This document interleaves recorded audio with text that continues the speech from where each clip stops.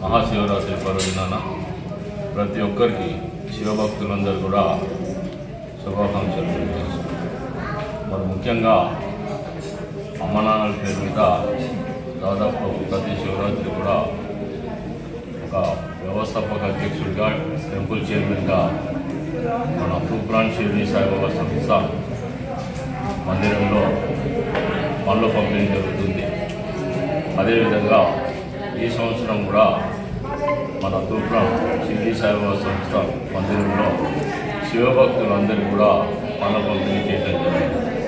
మరి ఈరోజు ముఖ్య పర్వదినాన ప్రతి ఒక్క శివభక్తులు కూడా ఆనందోత్సవాలతో ఉండాలని చెప్పేసి, ఆ పరమశివుడి ఆజ్ఞ అందరి మీద ఉండాలని చెప్పేసి, పరమశివుడి జీవనులు అదేవిధంగా రైతాంగం కూడా మంచిగా ఉండాలని చెప్పేసి, రైతాంగం మంచిగా ఉంటేనే మనం మంచిగా ఉంటాం.